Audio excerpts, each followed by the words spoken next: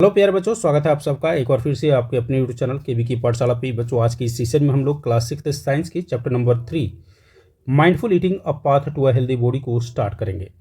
बच्चों, इस सेशन से पहले हम लोगों ने क्लास 6 साइंस क्यूरियोसिटी बुक का चैप्टर नंबर 1 और 2 को फिनिश किया था। होप आप लोगों ने उन दोनों चैप्टरों को रिवाइज कर लिया होगा। तो चले बच्चों, स्टार्ट करते हैं चैप्टर नंबर 3। काफ़ी ही इंटरेस्टिंग टॉपिक है ये, mindful eating a path to a healthy body. समझते हैं क्या कहता है mindful eating a path to a healthy body. सबसे पहले इस चैप्टर के टॉपिक को हम समझे तो टॉपिक क्या कह रहा है, mindful eating a path to a healthy body का मतलब हुआ बच्चों कि हमें उतना ही खाना चाहिए जितना हमारे हेल्दी बॉडी के लिए, एक हेल्दी बॉडी के लिए आवश्यक है। ये नहीं कि अगर कुछ मुझे अच्छा चीज़ दिख जाए तो हम उस पर टूट पड़े और जितना मन किया उतना हम खा ले। So that is known as over eating. उसे हम क्या बोलते हैं बच्चों, ओवर ईटिंग। और उसके बाद फिर क्या होता है, पेट में दर्द स्टार्ट हो जाता है। उससे उससे भी अगर मान लेते नहीं भी हुआ तो कभी कभी आप देखते हैं वो वोमिट हो जाता है। तो बच्चों, अगर आप ओवर ईटिंग करते हैं तो एक साइड आप देखते हैं कि कभी पेट में दर्द हो गया, कभी वोमिट हो जाता है। लेकिन अगर माइंडफुल ईटिंग करते हैं तो आपको एक सेटिस्फैक्शन भी मिलता है। बॉडी को जो एनर्जी की ज़रूरत होती है वो भी हमें उतनी मात्रा में मिल जाती है। आइए चैप्टर की शुरुआत करते हैं। यहाँ पर एक वाइज सेइंग दिया हुआ है जिसका मतलब आपको समझना चाहिए। कह रहा है बच्चों, कोयरुक कोयरुक कोयरुक, हितबुक मितबुक रितबुक। बहुत ही अच्छा संस्कृत स्लोगन से ये कोयरुक कोयरुक कोयरुक का मतलब क्या हुआ। एक प्रश्न पूछ रहा है आपसे, who is healthy, who is healthy, who is healthy. English में इसको अगर ट्रांसलेट करेंगे तो इसका लिटरल मीनिंग हुआ who is healthy, who is healthy, who is healthy. मतलब हेल्दी कौन है, स्वस्थ कौन है आखिर स्वस्थ। तो उसका आंसर इस लाइन में दिया हुआ है, हितबुक मितबुक और रितबुक। अब बच्चों, हितबुक का मतलब होता है कि one who its food that is wholesome. अब होलसम का मतलब क्या हुआ, ठीक है, ये तो मुझे समझ में आ गया कि one who eat food that is wholesome. But wholesome का मतलब क्या हुआ ये तो समझाइए बच्चों। यहाँ समझिएगा, होलसम का मतलब होता है कि वो सारी चीज़ें जो हमारे शरीर को चाहिए। अब हमारे शरीर को क्या क्या चाहिए, हमारे बॉडी को, बच्चे आप लोगों ने लास्ट क्लास में भी पढ़ा होगा कि हमारे एक हेल्दी बॉडी जीने के लिए हमें चाहिए फैट, हमें चाहिए कार्बोहाइड्रेट, हमें चाहिए मिनरल्स, हमें चाहिए प्रोटीन्स, हमें चाहिए वाइटामिन्स। ये सारी चीज़ों की आवश्यकता होती है। तो हमें वो फूड खाना चाहिए जिसमें ये सारी चीज़ें की उपलब्धता हो, that is known as wholesome. ठीक है। फिर क्या बोलता है, मितबुक। मितबुक का मतलब होता है मन के अनुसार, मन के विरुद्ध नहीं जाना चाहिए, यानी मॉडरेट क्वांटिटीज में खाना चाहिए। मितबुक का मतलब क्या हुआ, मॉडरेट क्वांटिटीज। ठीक है। अब मन, कोई बोलेगा सर मेरा मन तो कह रहा है कि मुझे और खाना चाहिए। नहीं, मन की एक लिमिट होती है। कभी कभी जब आप देखेंगे, जब आप खाते होंगे तो आपका एक स्टेज आता है जहाँ पर आपकी माइंड जो बोलती है कि बस अब इतना ही, दैट इज सफिशियंट। लेकिन कई बार क्या होता है, टेस्ट के हिसाब से हम लोग खाते हैं और टेस्ट के हिसाब से हम लोग ओवर ईटिंग कर जाते हैं। तो वैसा नहीं होना चाहिए। हमें कैसा खाना चाहिए, इन मॉडरेट क्वांटिटीज होना चाहिए। एक तो होलसम, दूसरा कैसा बच्चों, बोलिए जल्दी, मॉडरेट क्वांटिटीज, बिल्कुल सही।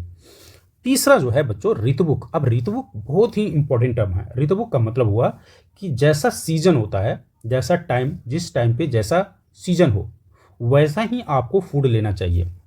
अब सीजन, टाइम और प्लेस का मतलब क्या हुआ। सीजन, टाइम और प्लेस का मतलब ये होता है बच्चों, अगर आपकी सब्जी का सीजन चल रहा हो, ग्रीन वेजिटेबल का सीजन चल रहा हो, तो आपको प्लेंटीफुल ग्रीन वेजिटेबल खाना चाहिए। जैसे ककम्बर का सीजन आया तो ककम्बर आपको ज़्यादा सफिशिएंट मात्रा में लेना चाहिए। आपको कोई फ्रूट का सीजन आ रहा है तो उसे ज़्यादा डाइट में इंक्लूड करना चाहिए। तो कहने का मतलब, जिस समय जिस ऋतु में जैसा जैसा चीज़ें वहाँ पर लोकली ग्रोन हो रहा है उसे आपको कंज्यूम करना चाहिए। ओके, आई थिंक यहाँ तक क्लियर है। अगर क्लियर है तो CL आप कमेंट सेक्शन में जल्दी से लिख के दे दीजिए। चलिए आगे बढ़ते हैं। एक और यहाँ पर आपके थॉट ऑफ द डे, आपके स्कूल में कई बार आपके ने आप स्कूल के जो व्हाइट बोर्ड या ब्लैक बोर्ड होता होगा जब आप स्कूल जाते होंगे, कितने बच्चे ऐसे हैं जो रिलेट कर पा रहे हैं इनसे, जल्दी से बताइए किन किन बच्चों के स्कूल में ये थॉट ऑफ द डे लिखा जाता है।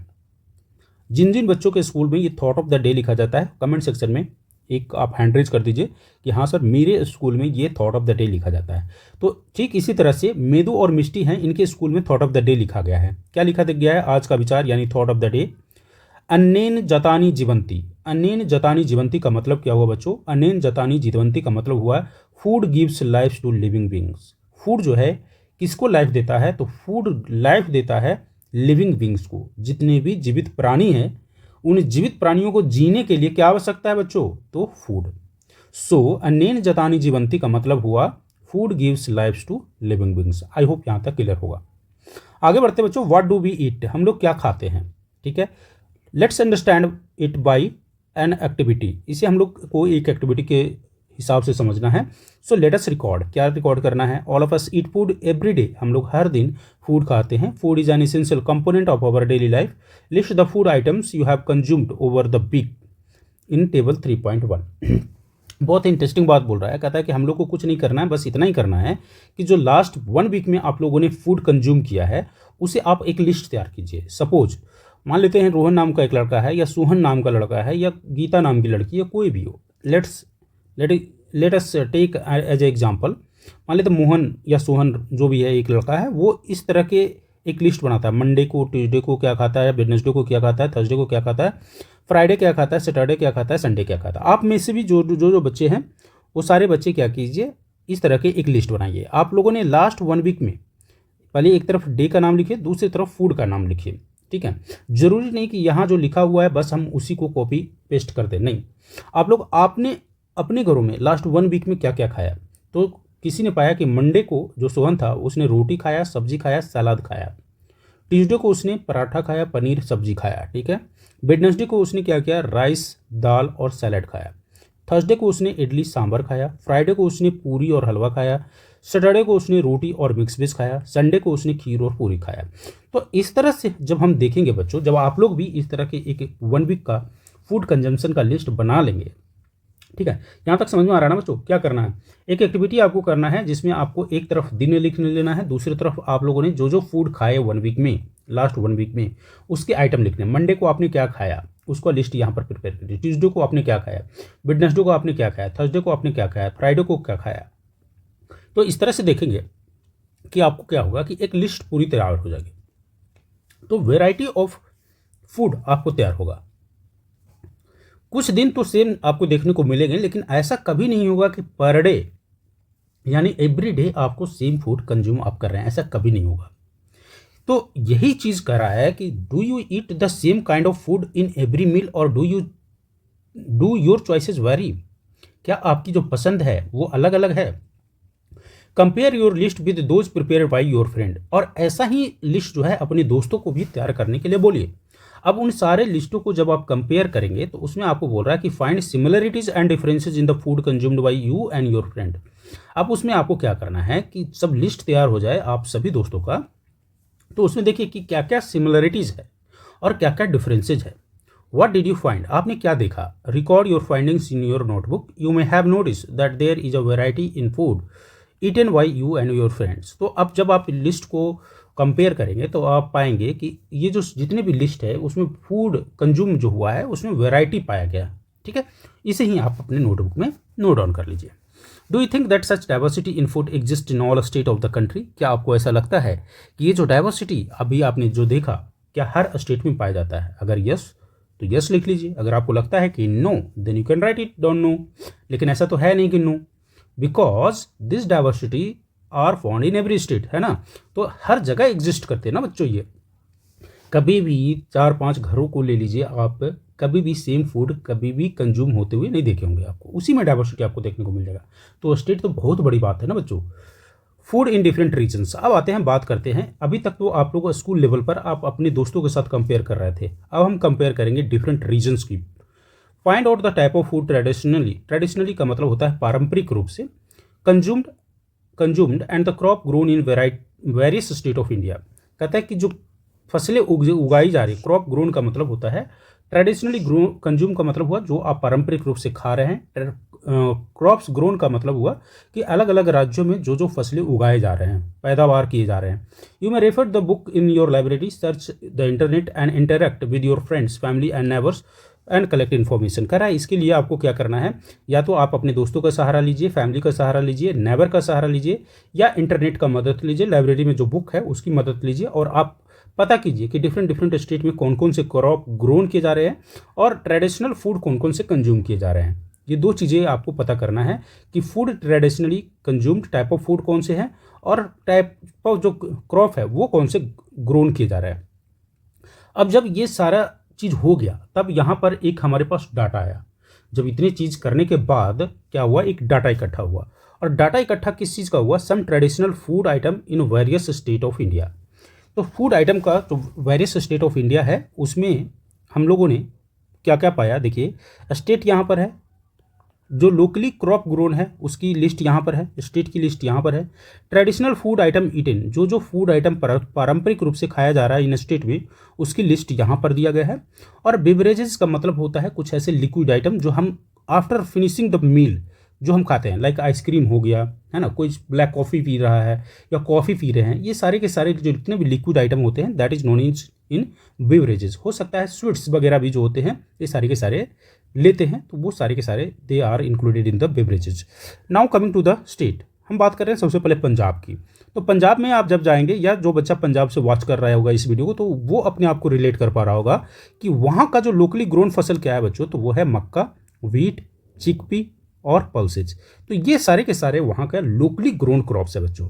क्या क्या, एक बार फिर से बात करें, मेज यानी मक्का, व्हीट का मतलब होता है गेहूँ, चिकपी जो होता है, जो मटर आपका जो होता है उसको हम बोलते हैं, और पल्सेज का मतलब होता है दाल, ठीक है, क्या होता है, दाल।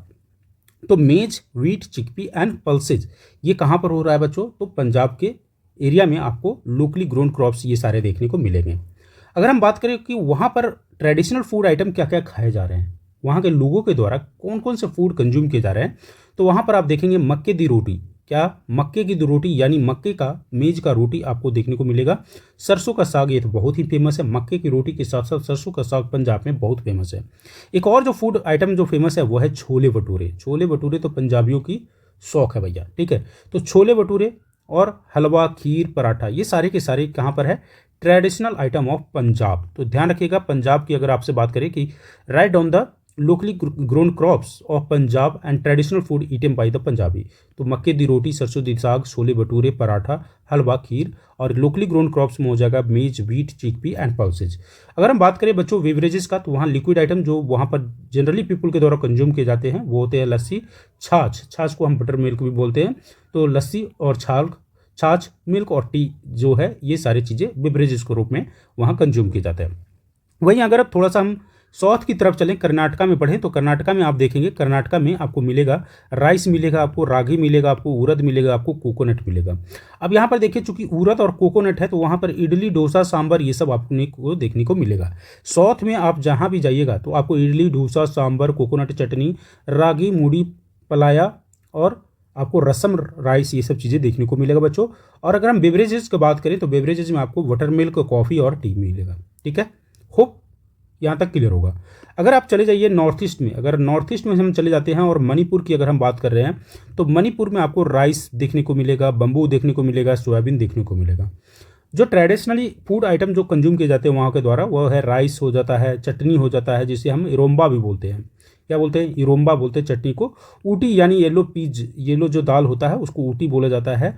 और ग्रीन ओनियन करी भी वहाँ के लोगों के द्वारा खाया जाता है। इसके साथ साथ सिंगजू और कनगोसी, ठीक है, तो कंगसोई जिसको बोलते हैं, कंगसोई, ये सारे के सारे जो लोकली ग्रोन जो फूड आइटम है वो ईटन किया जाता है किसके द्वारा, मणिपुर के लोगों के द्वारा। और बीवरेज की अगर हम बात करें तो वहाँ के लोग ब्लैक टी को ज़्यादा पसंद करते हैं, ठीक है। आगे बढ़ते हैं, तो यहाँ पर आपको क्या कर रहा है कि why do we see diversity in traditional food consume in various state of our country. एक सवाल आपसे पूछ रहा है बच्चों कि आखिर ऐसा क्यों होता है कि अलग अलग कंट्री में, अलग अलग, माफ कीजिएगा, अलग अलग स्टेट में, भारत के अलग अलग स्टेट में अलग अलग फूड आइटम कंज्यूम किए जा रहे हैं। ट्रेडिशनली अगर हम देखें तो ये जो डाइवर्सिटी है वो क्यों पाए जा रहे हैं। तो जब हम टेबल को एनालाइज किए तो are there food item that are common across the state. Table को एनालाइज करने के बाद क्या आपको ऐसा लगता है कि कुछ ऐसे आइटम हैं जो कॉमन हैं इन सभी स्टेटों में।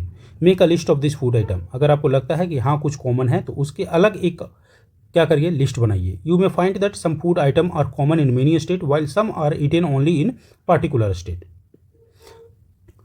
जब आप एनालाइज करेंगे बच्चों तब आपको कुछ एहसास होगा कि कुछ तो ऐसे आइटम हैं जो कॉमन पाए जाते हैं। जैसे अगर हम बात करें कॉमन की, तो आप यहाँ पर देख रहे हैं कर्नाटका में भी राइस आपको देखने को मिल रहा है, आपको मणिपुर में भी राइस देखने को मिल रहा है। तो इसका मतलब क्या है कि कुछ ऐसे आइटम हैं जो आपको पल्सेज हैं वो हर जगह आपको देखने को मिलेंगे। पल्सेज जो हैं हर जगह देखने को मिलेंगे। तो there are certain item which are common in every state that can be separated in separate column and which are not common that can be list out in separate column. उसको आप अलग से लिस्ट आउट कर सकते हैं। So what is the conclusion? Conclusion is that there are certain food items which are common in every state, whereas there are certain food items they are not common in every state. Understood? So in various region of India, the choice of food may vary according to the cultivation of food crops in the particular region, taste preferences and culture tradition. क्या कह रहा है? The various regions of in the various region of India, the choices of food may vary according to the cultivation of food crops. Of course, जैसा वहाँ का food का cultivation होगा उसी तरह से चॉइस डेवलप होगा, ये तो नॉर्मल बात है ना। तो आप कह सकते हैं कि द चॉइसेस ऑफ फूड जो होता है बच्चों, वो डिपेंड करता है कि वहाँ पर लोकली फूड कैसा कल्टीवेट किया जा रहा है। ओके, अब बच्चों यहाँ पर अब तक जो हम लोगों ने सीखा वो क्या सीखा कि कैसे लोकली फूड आइटम जो ग्रोन किए जा रहे हैं, कौन कौन से फूड आइटम ग्रोन किए जा रहे हैं और कौन कौन से फूड आइटम कंज्यूम किए जा रहे हैं। लेकिन अब फूड ग्रोन और कंज्यूम को आगे बढ़ाते हुए हम उनकी कुकिंग प्रैक्टिस पर चलते हैं कि कैसे आखिर वो लोग कुकिंग करते हैं। अब हम कुकिंग हैबिट को देखेंगे। सो सवाल होता है कि अब यहाँ पर बोल रहा है बच्चों कि how have cooking practice change over the time. Over the time करने का मतलब क्या होगा कि जैसे जैसे समय बढ़ते गया कैसे कुकिंग प्रैक्टिसेस भी चेंज होते गया। You have learned the food habit. अब तक आप लोगों ने फूड हैबिट के बारे में सीखा कि वेरियस स्टेट्स में फूड हैबिट अलग अलग होते हैं। अब बोलेगा सर अलग अलग कैसे? जैसे मैं मान लूँ अगर साउथ इंडिया की बात करूँ तो हम लोगों ने देखा कि यहाँ पर इडली था, डोसा था, रसम था, है ना, ये सारी चीज़ें मिल रहा था। लेकिन अगर यहाँ पर पंजाब के एरिया में जाएंगे तो आपको आलू पराठा देखने को मिलेगा, छोले भटूरे देखने को मिलेगा, मक्के की दो रोटी और सरसों दी साग देखने को मिलेगा। ठीक है, तो इस तरीके से देख रहे हैं कि फूड जो हैबिट है अलग अलग स्टेट की अलग अलग होती है, अलग अलग रीजन का अलग अलग। अब गुजरात के जो एरिया में होगा बच्चा, वो तो क्या खाएगा भाई, वो तो ढोकला खाएगा, है ना, क्या खाएगा, ढोकला खाएगा, उसका फेवरेट होगा ढोकला। तो अलग अलग रीजन में अलग अलग चीज़ें हैं। बिहार रीजन में चले जाइए, बिहार रीजन में तो यहाँ पर सत्तू की लिट्टी मिलेगा आपको, सत्तू पीने को मिलेगा आपको। तो ये कुछ आइटम जो होते हैं ना कुछ जगहों का फेमस होता है जो लोकली ग्रोन होता है खास करके। So our food choices as well as practices of food preparation में डिफर फ्रॉम वन अनदर। ये हमारी जो फूड प्रिपरेशन भी है ना, जिस तरीके से फूड हैबिट एक दूसरे से अलग था, फूड प्रिपरेशन फूड बनाने का जो तरीका है वह भी एक दूसरे से अलग हो सकता है। Have our food habit and cooking practices change over the time. क्या हमारी जो फूड की जो हैबिट है, फूड बनाने की जो हैबिट है, क्या चेंज हुआ है वास्तविकता में? आइए देखते हैं उसको। Late us interact and find. Okay बच्चों, अब हम क्या करते हैं, चलिए इंटरैक्ट करते हैं और पता करते हैं। अच्छा बच्चों, आप लोग में से कितने ऐसे बच्चे हैं जिनको अब तक जो पढ़ाया गया है वो सब समझ में आ गया? कोई ऐसा बच्चा है जिनको डॉट है? अगर किसी बच्चे को डॉट है तो कमेंट सेक्शन में लिख के जल्दी से क्वेश्चन मुझसे पूछ लीजिए कि हाँ सर यहाँ पर डॉट है। अगर नहीं डॉट है तो मैं आपसे एक क्वेश्चन पूछ रहा हूँ और जल्दी से उसका आंसर जो है कमेंट सेक्शन में लिख के मुझे बताइएगा। कमेंट सेक्शन में आप मुझे लिख के ये बताइए कि छोले भटूरे जो है, छोले भटूरे, फिर से ध्यान से सुनिएगा, छोले भटूरे जो है वो कौन से स्टेट का फूड था? कौन से स्टेट का फूड था? कौन से स्टेट में जो आपको ट्रेडिशनली कंज्यूम किया जा रहा था छोले भटूरे? कमेंट सेक्शन में जल्दी से लिख के बताइए मुझे। आगे बढ़ते हैं, जब तक आप लिखिए जब तक हम समझाते हैं आपको। Let us interact to find out. अब हम लोग क्या है कुकिंग प्रैक्टिसेस को देखते हैं। तो बच्चों जैसे कि आप लोगों ने देखा होगा टाइम टू टाइम जैसे जैसे समय बढ़ता गया ओवर द टाइम, पहले क्या था चूल्हा पर लोग पकाते थे, तो इसे हम ट्रेडिशनल स्टोव कहते थे। ट्रेडिशनल स्टोव घर पे मम्मी पापा को बहुत लोग अभी भी आजकल भी देखते होंगे कि लोग चूल्हा पर बना रहे हैं। और खास करके अभी के समय में जब गैस लोगों को नहीं मिल पा रहा है तो लोग क्या कर रहे हैं, they are preferring to cook over the chulha. ठीक है, अब नाउ अडेज आपके क्या मॉडर्न टाइम में हम लोग क्या कर रहे हैं, गैस स्टोव का यूज़ कर रहे हैं। किसका यूज़ कर रहे हैं बच्चों? गैस स्टोव का यूज़ कर रहे हैं। फिर उसी तरह से ग्राइंडिंग की अगर हम बात करें तो ग्राइंडिंग के लिए लोग क्या करते हैं, सिलवट्टा का यूज़ करते थे। पुराने समय में लोग सिलवट्टा का यूज़ करते थे, लेकिन आज के समय में क्या है, इलेक्ट्रिकल ग्राइंडिंग हमारे पास आ गया। क्या आ गया बच्चों? इलेक्ट्रिकल ग्राइंडिंग हमारे पास आ गया। लेकिन पुराने समय में अगर हम इसी इलेक्ट्रिकल ग्राइंडिंग का प्रेडिसेसर की बात करें तो हमारे पास सिलवट्टा था। क्या था बच्चों? सिलवट्टा था। तो आप लोगों ने देखा कि पहले हम लोग चूल्हा पर बनाते थे, अब हम लोग शिफ्ट कर गए गैस स्टोव पर। ठीक है, फिर उस तरह से पहले हम लोग सिलवट्टा पर ग्राइंडिंग करते थे, अब हम लोग क्या कर रहे हैं, इलेक्ट्रिकल ग्राइंडर पर। तो इस तरह से हमारे जो है कुकिंग हैबिट भी क्या हुआ, चेंज हुआ। और ये चेंज क्या हुआ, क्योंकि अप्लायंसेज में डेवलपमेंट हुआ है। अब यहाँ पर एक क्वेश्चन बोल रहा है आपसे, कह रहा है कि जो कुकिंग प्रैक्टिसेज होता है इसी को हम लोग बोलते हैं कलिनरी प्रैक्टिसेज। सो अब क्वेश्चन एमसीक्यू में पूछ सकता है कि कुकिंग प्रैक्टिसेस को हम और किस नाम से जानते हैं, तो आप बोल सकते हैं सर कुकिंग प्रैक्टिसेस को हम कलिनरी प्रैक्टिसेस के नाम से जानते हैं। इसे याद रख लीजिएगा, एमसीक्यू में आपको 1 नंबर का क्वेश्चन बन सकता है, या हो सकता है शॉर्ट क्वेश्चन में आपसे 2 नंबर का क्वेश्चन पूछ सकता है, what is culinary practices. So you can write it down, the cooking practices is also known as the culinary practices. Understood? Okay. So हम लोगों ने ये देख लिया कि नाउ वडेज आजकल हम लोग शिफ्ट हो गए ग्राइंडिंग प्रैक्टिसेस के लिए। सिलवट्टा से हम लोग इलेक्ट्रिकल ग्राइंडिंग हम लोग ले लिए, गैस स्टोव हम लोग चूल्हे से गैस स्टोव पर शिफ्ट कर गए, इसमें कोई डाउट नहीं है। अब आगे बोलते हैं बच्चों, क्या बोल रहा है अगला जो है हमारे पास 3.2 में, what are the component of food. Food की कंपोनेंट क्या है। अब यहाँ पर थोड़ा सा समझिएगा, कुछ स्टॉल लगा हुआ है। क्या स्टॉल लगा हुआ है, एक ट्रेडिशनल फूड फेस्टिवल का ऑर्गेनाइजेशन किया गया है। ट्रेडिशनल फूड फेस्टिवल का मतलब होता है कि पारंपरिक खाने पीने की जो आपको जो फेस्टिवल है उसकी आयोजन किया गया है। अब यहाँ पर कुछ डिफरेंट स्टेट का स्टॉल लगा है बच्चों। उसका सबसे पहले थीम समझते हैं। थीम है ईट हेल्दी लिव हेल्दी। तो ये जो ट्रेडिशनल फूड स्टॉल लगा है उसका थीम क्या होता है, हर चीज़ का एक थीम होता है। Eat healthy and live healthy इस ट्रेडिशनल फूड फेस्टिवल का थीम है।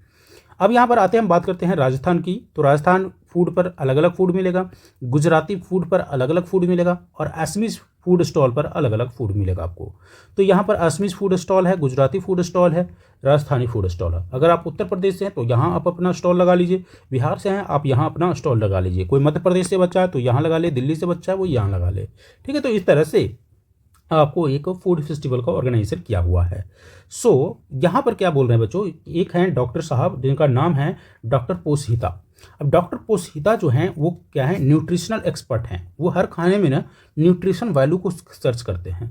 तो वो कहते हैं कि हेल्थ, उनका एक कहावत है, उन्होंने स्टूडेंट को एक्सप्लेन किया कि health is the ultimate wealth. मतलब इससे हेल्थ से ज़्यादा कोई भी चीज़ धनी नहीं है, यही हमारे सबसे उत्तम वेल्थ है। सबसे जो अच्छा वेल्थ है वो क्या है बच्चों, हेल्थ है। सो आप कह सकते हैं हेल्थ इज अल्टीमेट वेल्थ। ये किसने कहा था, तो डॉक्टर पोषहिता ने अपने स्टूडेंट को सिखाया। आइए समझते हैं आगे क्यों बोला है sir. Let us understand what doctor Poshita means by this statement. इस स्टेटमेंट का मतलब क्या था जो डॉक्टर पोषहिता ने बोला था। Have you ever missed a meal, क्या आपने कभी भोजन को छोड़ा है। क्या ऐसा हुआ है कि जब आप पूरे दिन में एक टाइम भी भोजन नहीं किए बच्चों, तो पेट में क्या होता है, पेट में चूहा कूदने लगता है, यानी भूख लगने लगता है ना। जैसे ही हम लोग क्या करते हैं ना, जैसे ही हम लोग भोजन को छोड़ देते हैं, अगर खाना गुस्से के कारण या किसी कारणवश नहीं खाते हैं, तो हमारे पेटों में चूहा, छोटे छोटे चूहा कूदने लगता है ना। और हम लोग उससे क्या होता है, हम लोग टायर्ड महसूस होने लगते हैं, थका हुआ महसूस होने लगते हैं, एनर्जी भी हम लोग का डाउन होने लगता है। क्या होने लगता है बच्चों, डाउन होने लगता है, लेस एनर्जी मिलता है, टायर्ड भी हो जाते हैं।